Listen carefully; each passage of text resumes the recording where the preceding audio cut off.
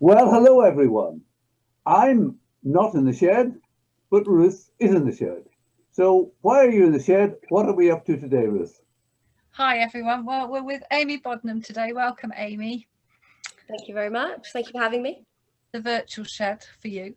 I just wanted to ask you about you really. Have you always lived locally to Oxford, or? So my family are originally from Whitney. Right. And me and my husband, Matt, who I think both of you know, Yeah. he originally from Woodstock. And so we moved to Kidlington when we got married. Okay. And what do you do for a job? What's your job? So up until reasonably recently, only just a couple of weeks ago, I was a teacher in a secondary school. I was teaching science and also psychology. And I decided to change jobs. So now I'm working as an operations assistant at a garden centre. Oh, wow. That's very different. What made you just change? Was it just too much work, or? So I imagine probably like a lot of people, lockdown has given me a good opportunity to really reflect on me and on my life and about whether I was happy with the job that I was doing and with where I felt I was at with God. And I just felt that God was really saying to me that I needed to reevaluate and realign my life. And lockdown just gave me a really good opportunity to look really closely at the things in my life and decide what needed to change. And one of those was my job. I just felt like teaching was taking a lot of my time and my energy, and it meant that I didn't have as much time to love and serve other people well in my life.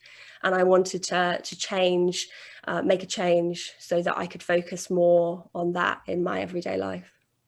Cool. And so do you like your new job? Are you enjoying it? Yeah, I do. It's really great. I'm really loving it. I think it was a fantastic decision, and I'm really glad that I made it. Oh, that's great. What do you do? What do you do day to day in the new job?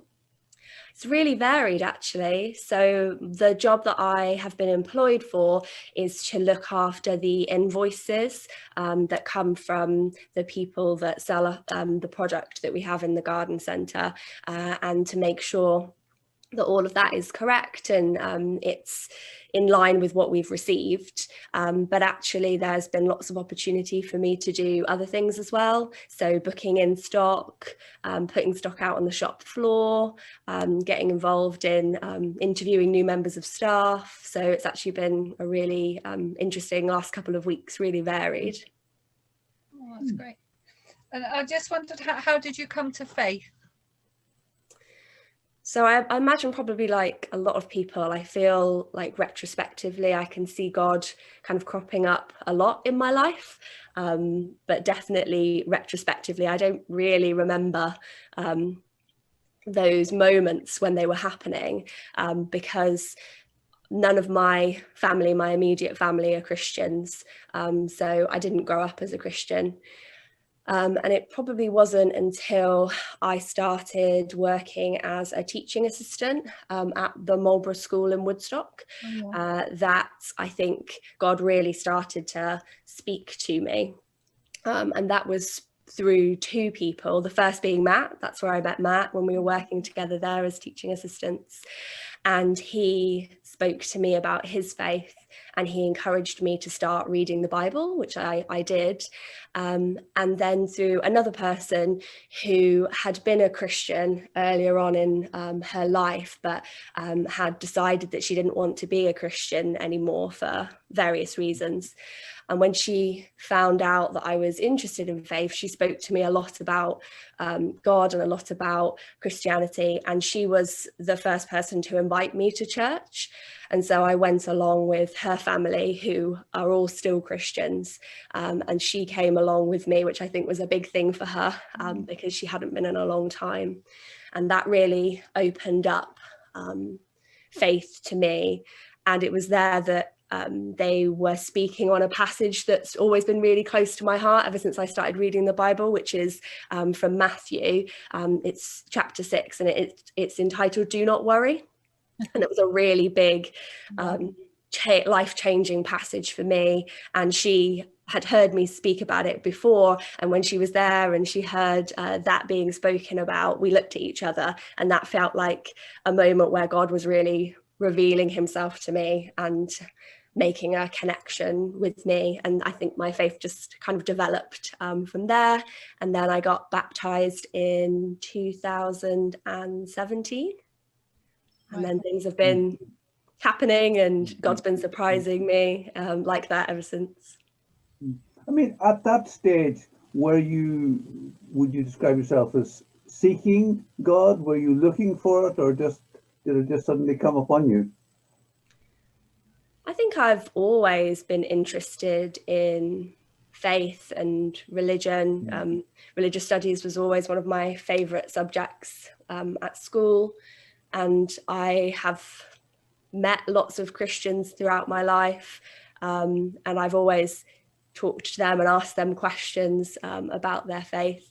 So I think I've always been seeking something more in my life, but I think it was really Matt and that friend at Marlborough that really were two catalysts to that process for me.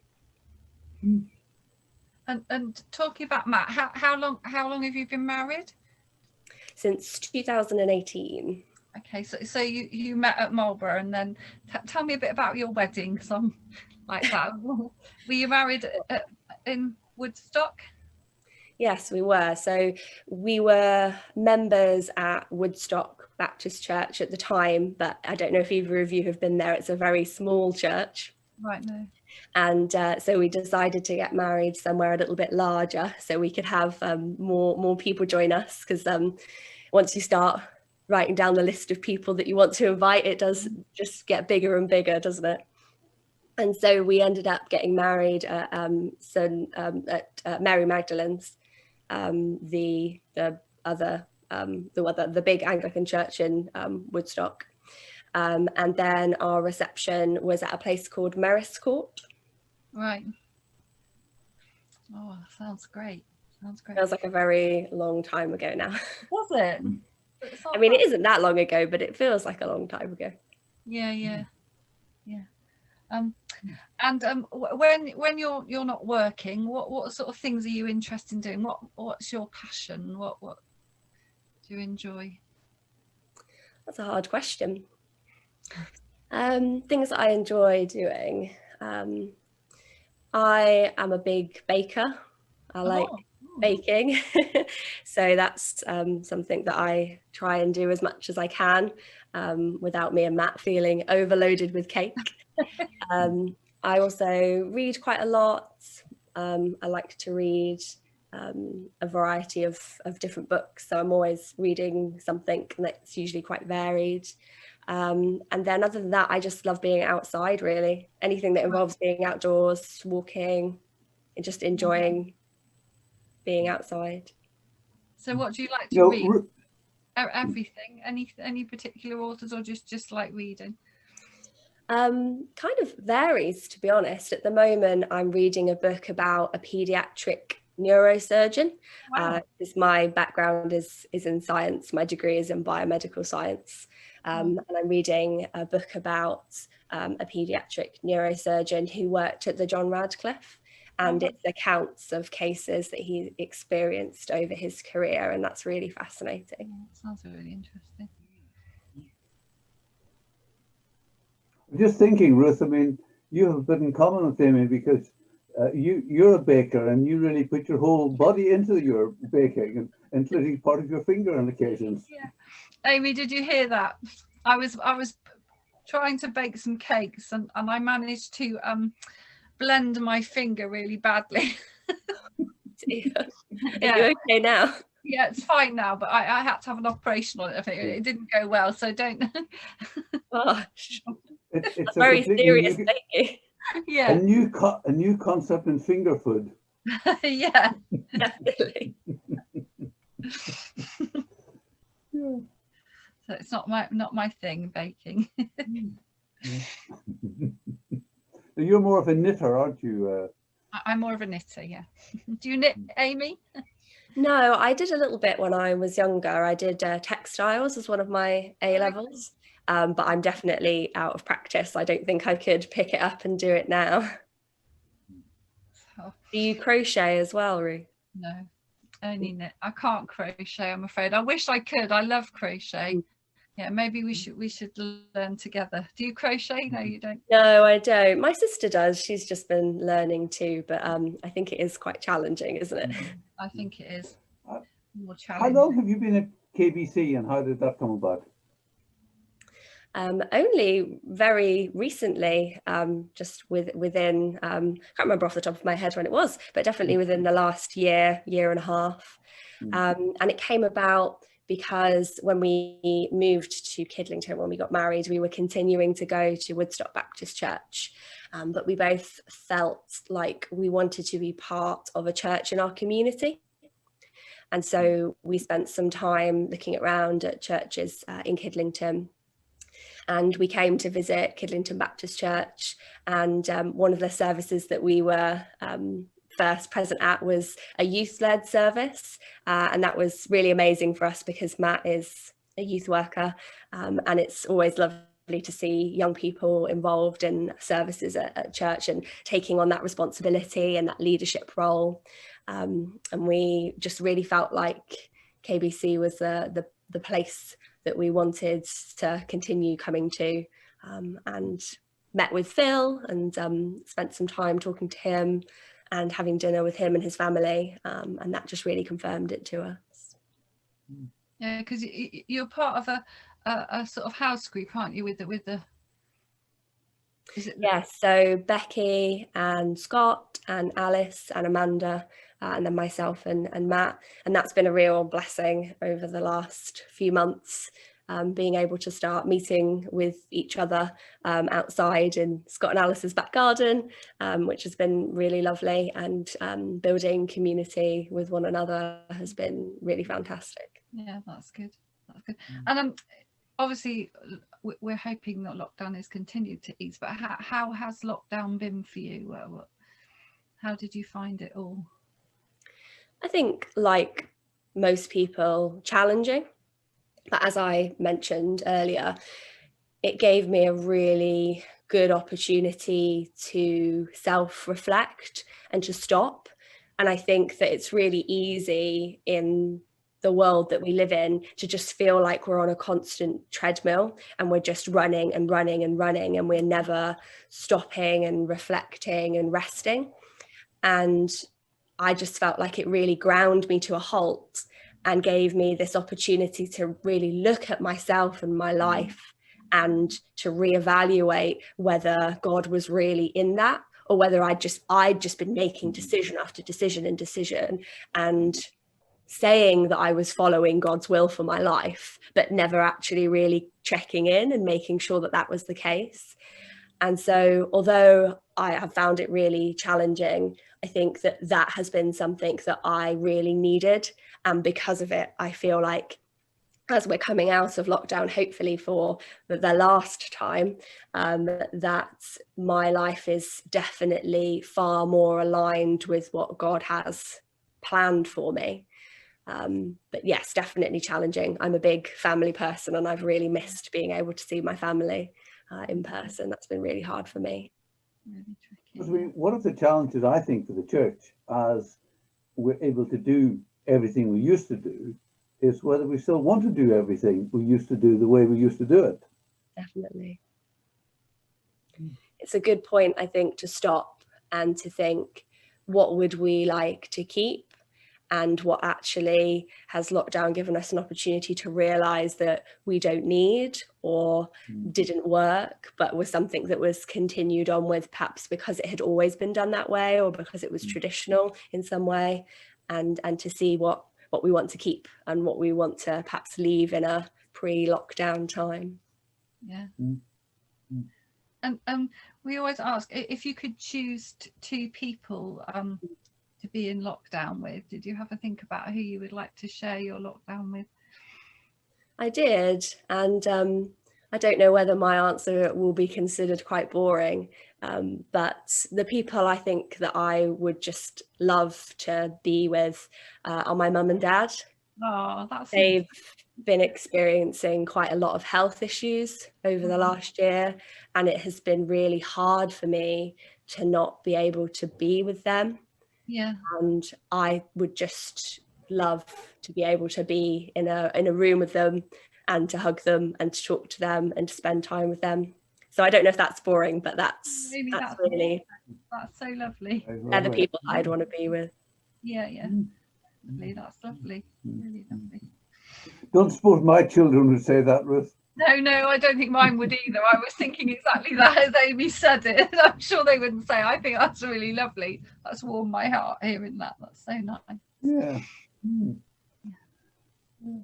And another thing was, have you got a favourite Bible verse? You talked about Matthew. I don't know whether it's from there or have you got other?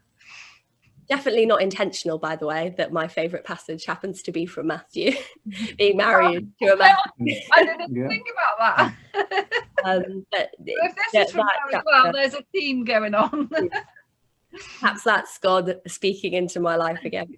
But definitely that passage from Matthew, that do not worry passage really spoke to me, particularly in the early stages of my discovery of faith and my Christian life, because I probably for most of my life, I imagine a lot of people are in this way as well, have been really plagued with anxiety and worry and wanting to be in control of everything all the time.